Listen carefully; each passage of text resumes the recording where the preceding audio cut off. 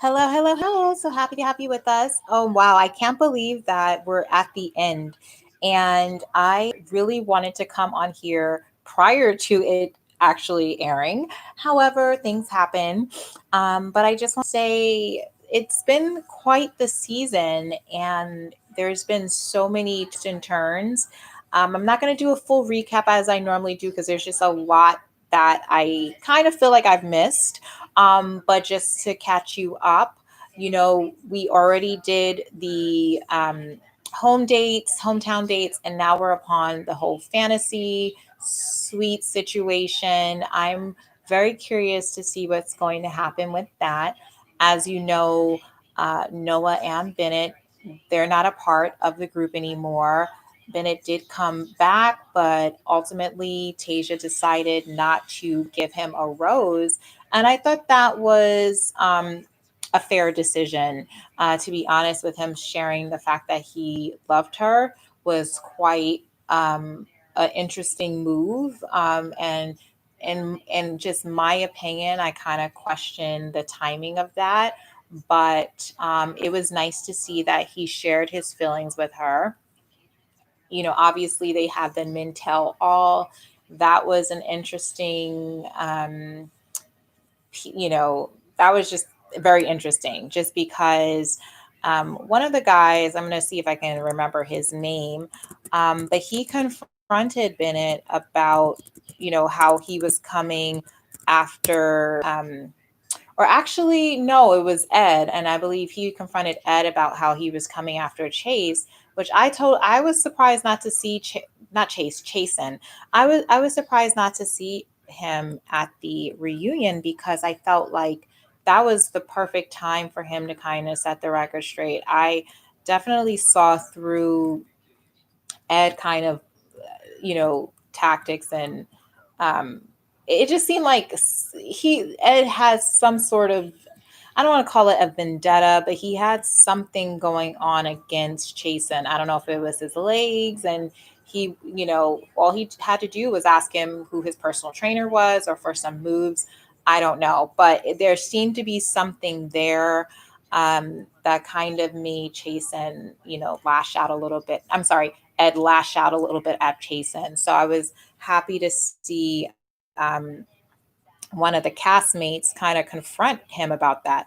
Of course, Bennett came to Ed's defense, and so did the boy band manager, and kind of realign the attack on Noah because I guess they felt he took the attention away. The only difference between Noah and Ed is that Noah did not name names and Ed did. If Noah names names when, Tasia, inquired who he was talking to, it would have kind of nipped that in the bud because really he was talking about Bennett and Ed was a close second. But he didn't say anything, unlike Ed, who did decide to throw Chasen under the bus multiple times. So that was one thing I was glad that they did talk about. Another thing I was surprised to see was JoJo actually hosting when Chris Harrison went on to see his son off, I think, to college or his graduation or something like that. And they were like, oh, she's so successful. And I'm thinking to myself, the premise of the show is engagement, but marriage as well. And I would definitely implore you to check out my couples updates because I'm really curious to see what happens with her and her fiance. I have a couple of update videos. The most recent one, I believe, was done this year. And she's not married yet. So we're in the success, and she's been engaged for, I mean, I don't even know. I think we're going on 3 years or something. Check out that video for the facts. But what happened to the last bachelorette? Not the last one, but the one before, who is actually married, Rachel Lindsay. She's the one who's actually been successful most recently. And I'm sorry, but I love this show and everything, but I have to call them out for not asking Rachel Lindsay to kind of stand in for Chris Harrison if they're wanting to talk about, oh, this person's successful and has seen success in the franchise. I mean, Rachel is actually married. She got engaged on the show, and she actually married and closed the deal with the man that she chose. So, I mean, I don't know. Correct me if I'm wrong. Let me know if you have a different outlook with that. But I'm just going over the highlights. That was something I found interesting. Um, a lot of the guys seem to have different things they were sharing. I remember Ivan had something he shared about his brother, and we actually saw him for the hometowns. I believe it was the other guy. I forgot the guy from New York. The other guy from New York, because there was Bennett and this. I have to remember his name. I apologize. I'm gonna get his name up here, but he he had a drug issue. Um, those were some of the guys that kind of had come out, out of their own struggles.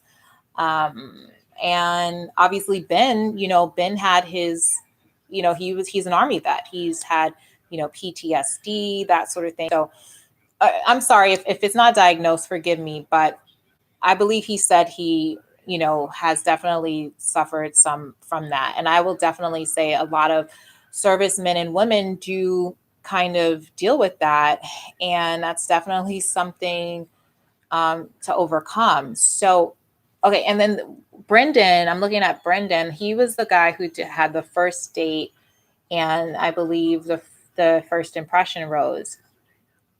And I didn't really hear any struggles or anything that he really had to overcome. Correct me if I'm wrong in the chat.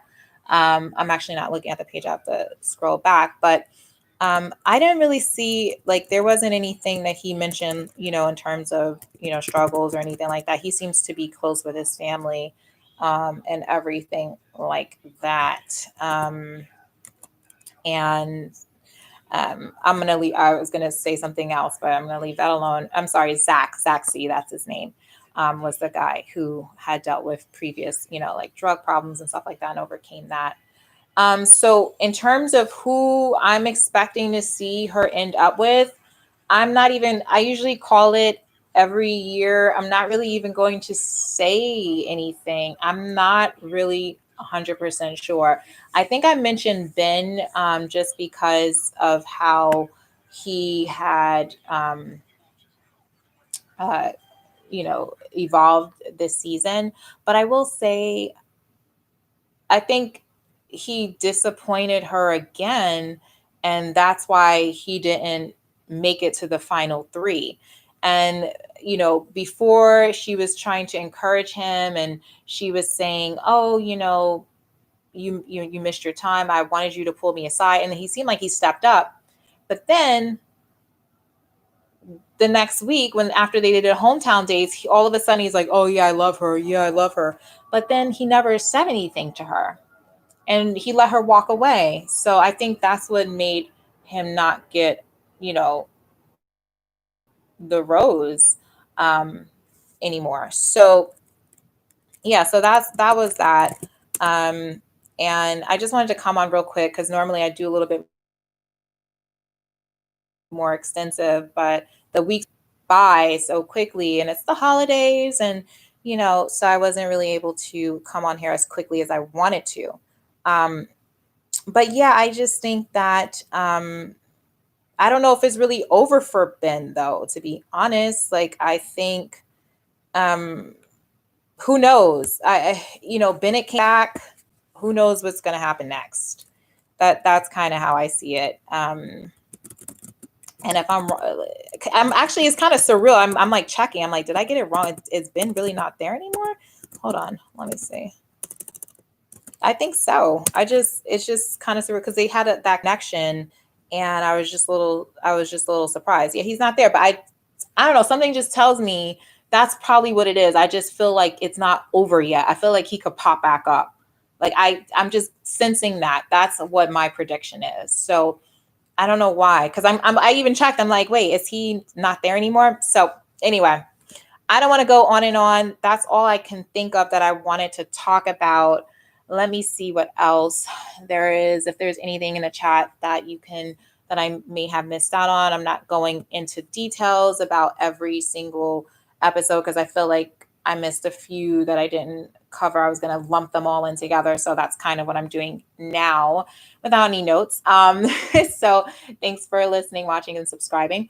The other thing I did want to say was with one of the guys, I think it was Ivan. I liked the interaction I, you know, saw between Ivan's mother and um what's her face and Tasia.